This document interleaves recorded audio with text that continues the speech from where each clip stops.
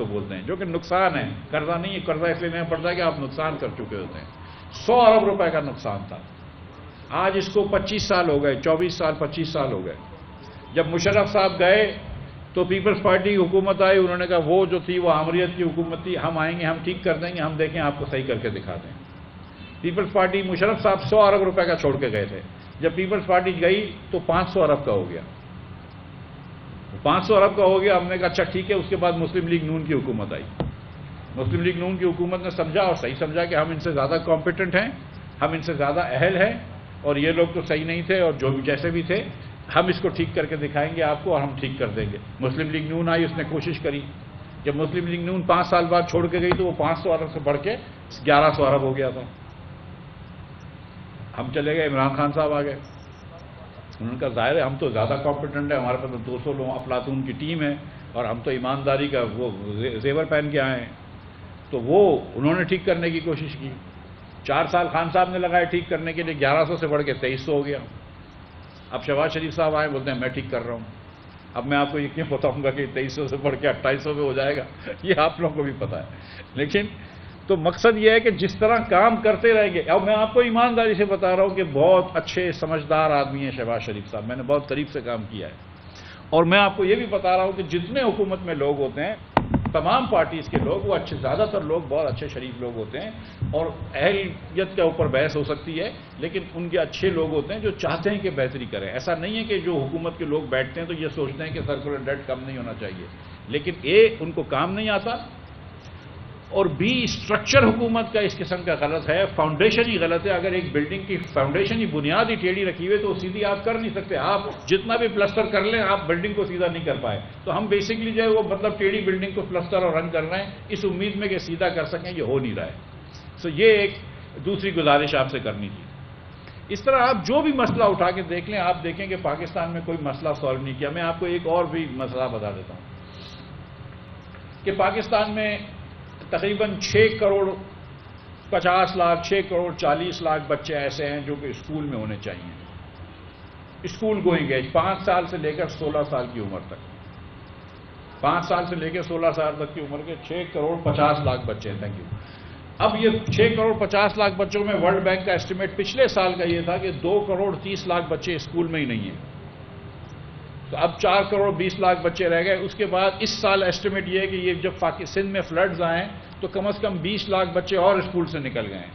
تو اب آپ کے 2.5 کروڑ بچے اسکول سے نکلے، 4 کروڑ بچے اسکول میں، جس میں سے 1 کروڑ بچہ جو ہے وہ مساجد کی اسکول میں جاتا ہے یا مدارس میں جاتا ہے۔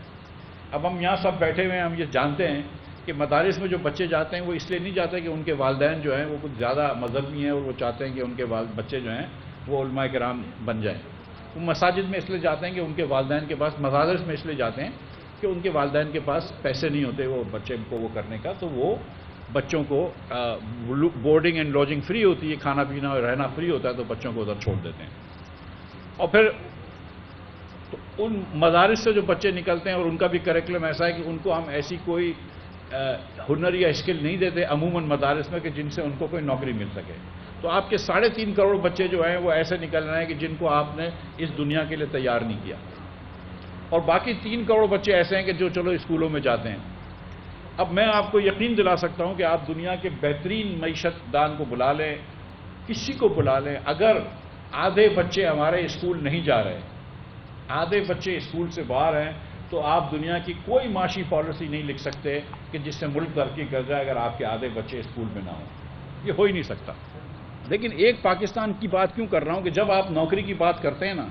تو یہاں پہ سیاستدان آپ کو آپس میں لڑا دیتے ہیں کہ دیکھو یار وہ پنجابی ہماری نوکری لے کے جا رہا ہے، دیکھو یار وہ سندھی ہماری نوکری لے کے جا رہا ہے، دیکھو وہ مہاجر ہماری نوکری لے کے جا رہا ہے، دیکھو وہ بلوچ جو ہے وہ نوکری لے رہا ہے، دیکھو وہ پشتون ہماری نوکری لے کے جا رہا ہے۔ مقصد یہ پاکستان میں نہیں ہونا چاہیے یار، اگر پنجابی بھی نوکری کر لیتا ہے یا مہاجر بھی نوکری کر لیتا ہے یا سندھی بھی نوکری کر لیتا ہے تو وہ پاکستانی ہے نا، اس کو بھی تو نوکری چاہیے نا۔ جو آدمی نوکری ڈھونڈ رہا ہے اور نوکری کر رہا ہے وہ کوئی چوری تو نہیں کر رہا ہے، غلطی کام تو نہیں کر رہا ہے، وہ کیوں نوکری کر رہا ہے؟ کیونکہ اس کے بیوی بچے ہیں، اس کو ان کو گھر کا کھانا کھلانا ہے، تو نوکری کرنا تو اچھی بات ہے، یہ کب سے بری بات ہو گئی؟ کوشش کیا کرنی چاہیے سیاستدان کو کہ جو کتنا بڑا کیک ہے اس کو بڑا کیا جائے، کہ آپ کے پاس ملک میں زیادہ نوکریاں ہونی چاہیے، زیادہ مواقع ہونے چاہیے۔ تو وہ کہتے ہیں نا انگلش میں کہ we have to increase the size of the pie, آپ نے کویت کو تو نہیں بڑا کر رہے، اب آپ کے پاس 6 سلائس ہیں اور آپ کے پاس 4 آسامیاں یا 6 آسامیاں 10 نوکریاں ہیں، تو لوگ لڑائی کر رہے ہیں۔ او بھائی وہ تو ظاہر ہے لڑائی ہوگی، یا مذہب کے حساب سے لڑائی کر سکتے ہیں۔ دنیا میں ممالک ہوتے ہیں جن میں مذہب میں لڑائی ہوتی ہے کہ بھئی کرسچنوں کو ہو گیا، یہ ان کو ہو گیا، یہ مسلمانوں کو ہو گیا، یہ ہندوؤں کو ہو گیا۔ دنیا کے ملکوں میں ایتھنیسٹی پہ بھی لڑائی ہوتی ہے۔ لیکن اگر اچھا نہیں ہوگا کہ ہم سوچیں، 2 چیزیں سوچیں۔ ایک چیز کہ ہر پاکستانی کو نوکری ملنی چاہیے، ہر پاکستانی کو آمدن ہونی چاہیے، ہر پاکستانی کا گھر چلنا چاہیے، یہ بات اچھی نہیں ہوگی۔ اس سے نہیں سوچیں کہ یار وہ سندھی ہے یا پنجابی ہے یا پٹھان ہے یا مہاجر ہے، یہ نہ سوچیں اگر، تو یہ اچھا ہوگا، ایک بات۔ اور دوسری بات جو اس سے بھی زیادہ ضروری ہے کہ ہمارے معاشرے میں ہم نے یہ کر لیا ہے کہ دوسروں کو، جو انگریزی میں بولتے ہیں ادر کر دیا، کہ یار وہ تو کوئی اور ہے، کہ وہ تو فقیر ہے، یار اس کو تو چھوڑ دو۔ بھائی ایک بچہ بھوکا ہے، بھوکا رہ رہا ہے، تو آپ کو شرم نہیں آ رہی ہے کہ بچے لوگ بھوکے ہیں پاکستان میں؟ یہ کیسے ہو سکتا ہے کہ آدھے بچوں کو آپ نے جاہل رکھ دیا اس ملک میں؟ یار آپ سوچتے نہیں ہیں، کیونکہ آپ اپنے گھر میں آپ خوش ہیں، اپنے آپ نے سوچ لیا میرا بچہ تو اچھی اسکول میں جا رہا ہے، ٹھیک ہے، میرے بچے کو میں اسکول میں ڈالوں، آپ کو اپنی تکلیف ہے، جو بھی ایڈمیشن داخلے کرا لو، اس کو فون کر دو، احمد کو فون کر دو، اکرم کو فون کر دو، کچھ نہ کچھ کر لو۔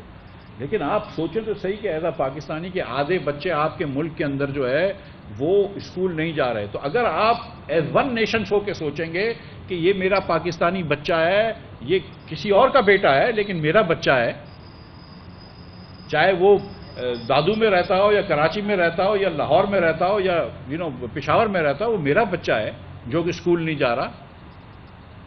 اور پھر اگر آپ اس طرح سوچیں گے تو پھر آپ اس کے بارے میں کچھ نہ کچھ سدے باب کریں گے، کیونکہ آپ اپنے بچوں کو بھی اسکول بھیجتے ہیں تو ان کے بچوں کو بھی اسکول بھیجنے کا سدے باب کریں گے، اور جب یہ کر لیں گے تو وہ بھی آپ کے لیے کرے گا، تو ملک آگے بڑھے گا نا۔